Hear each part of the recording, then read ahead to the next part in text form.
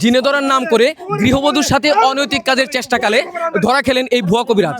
আমরা বিস্তারিত আপনাদের জানাতে তাদের কাছে যাই। আচ্ছা, আপনি বলুন তো এই কবিরাজ আপনার সাথে কি আচরণ করেছে? আসলে আমার সাথে কে আচরণ করেছে না করেছে সেটা আমি নিজের মুখে বলতে পারছি না। মানে বলতে পারছেন না? আচ্ছা, তাহলে কবি কাবা করে ভাই, এই শালা তো একটা ভণ্ড, একটা প্রতারক শালা। শালা এমন কাম করছে, ঠিক আছে, আমাকে মনে হচ্ছে শালা জুতোর মালা গলায় দিয়ে এই মহল্লাতে পিটিয়ে মনে করে কুত্তর মতো খেলা। আচ্ছা, আপনি এই মেয়ের কি হন? আমি তার স্বামী। ও, আমার বউ। আচ্ছা, তাহলে আপনি বলুন। আমার বউটা একটু অসুস্থ, ঠিক আছে, অসুস্থ। তো হঠাৎ করে আমি চিন্তা করলাম যে এ কবিরাজ অনেকে চিকিৎসা করে, অনেকে ভালো কথাই কয় যে ভালো সে চিকিৎসা জানে। আমি লিয়ে আইছি, দেখেন ভাই আমার বোর কি হয়েছে। সে কয় কি কয় তোমার বোর হচ্ছে জেনে দোষছে, জেন ছাড়ার লাগবি, কারণ এই জেন যদি না ছাড়ায় সে তা বাঁচা খুব কঠিন অবস্থা, ঠিক আছে। তো বললাম কি করা লাগবে, আপনি করেন ভাই, আমার বউকে আমার সুস্থ, কারণ আমার 2 মাস হয়েছে কেবল বিয়ে ভাই। হ্যাঁ, এখন যদি মনে করেন যে এভাবে একটা অকারণ ঘটে তাহলে জবাব দেবো কিভাবে রে। তখন শালা চিকিৎসা গেল। পরে আমার আমার আমার মা আর আমাকে করছে কি আপনারা সবাই আমার কাছ থেকে চলে যান, কারণ আপনারা যদি সামনে থাকেন তাহলে মনে করেন যে আমি জেন আনতে পারবো না। হ্যাঁ, জেন তখন আপনারা সবাই দূরে সরে গেলেন? দূরে সরে গেছে। হ্যাঁ, বিশ্বাস করে গেছি। তো আমরা তো বিশ্বাস করি যে তাই হলো একটা কবিরাজ, কবিরাজ আমরা বিশ্বাস করব না। দূরে সরে গেছে, আহা দেখি আমার পোলার কি করছিস কো। এসে আপনি কি দেখলেন একটু পরিষ্কার করে বলুন। রয়েছে খারাপ কাজ করতেছে, কেমন বেদবের বেদব, আর মাইয়ার বয়স ছোট পোলা পান। হ্যাঁ, ছোট পোলা, ছোটই তো। মাথা ঠিক থাকে, কার মাথা ঠিক থাকে কোন? না, কারো মাথা ঠিক থাকার কথা না।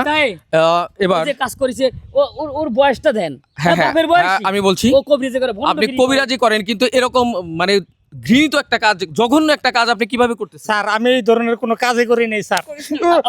স্যার ও কুমারের থেকে আমার আগে বাঁচান স্যার, আগে বাঁচান। হ্যাঁ স্যার, আমি কোনো অন্যায় কোনো কাজ করি নাই স্যার। আমি কবিরাজ মানুষ, কথা বোঝেন, মানুষের সেবা দেই। আমার কাছে যদি সেবা না পাইতো মানুষ তো আর আমার কাছে আইতো না। ওরা কি করছে, আমি মেয়েটার একটু ঝাড়বার লইছি, ওরা আইসা মনে করেন যে আমার মার ধরে করে আমার বাইন্ধে থইছে। তার মানে আপনি বলতে যাচ্ছেন ওনারা সবাই মিথ্যা কথা বলতেছে, আপনি সত্যি বলতেছেন? আমি সত্যি বলতেছি। ওই আশেপাশে আরো যে কবিরাজ আছে বুঝছেন, যারা বুয়া কবিরাজ আছে ওদের মতন আমারও মনে করছে, কিন্তু আমি কোনো অন্যায় কাজ করি নাই। ওরা শত্রুমি করে আমার এই কাজটা করেছে। হ্যাঁ, আমি বুঝতে পারছি। আসলে আপনি হয়তো আপনি নির্দোষ থাকতে পারেন। এখন কে দোষী কে নির্দোষ এটা তো আমি আসলে বিচার বিশ্লেষণ করে বের করতে পারবো না। এই জন্য আমি প্রশাসনের শরণাপন্ন হই। প্রশাসন এসে আপনাকে জিজ্ঞাসাবাদ করে। আমি হাসা কথা কইতেছি স্যার, এবারের মতন আমার আল্লাহর রাস্তায় মাফ করে দেন স্যার। আমি হাসা কথা সব কথা কম স্যার।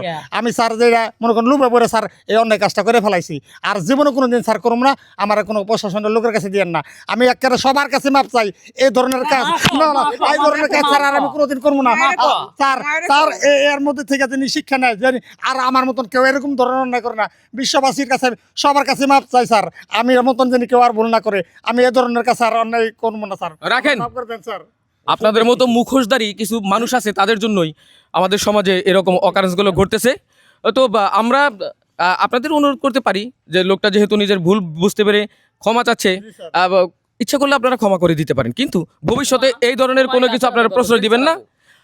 প্রিয় দর্শক, এই মুখোশধারী কবিরাজ তান্ত্রিক যারা রয়েছেন তাদের জাস্টিফিকেশন না করে, তাদের জাস্টিফাই না করে তাদের কাছে কোনো চিকিৎসা বা কোনো কিছুর ভরসা অবশ্যই আপনারা করবেন না। করলে কিন্তু ঠকতে হবে ওনাদের মতো। তার কারণ মুখোশের আড়ালে তার চেহারা কি, মুখোশের আড়ালে সে আসলে কি শয়তান না ভালো, সেটা কিন্তু আপনারা জানেন না। তাই সতর্ক থাকুন, সাবধান থাকুন, নিজে বাঁচুন, পরিবেশ বাঁচান, সমাজ বাঁচান।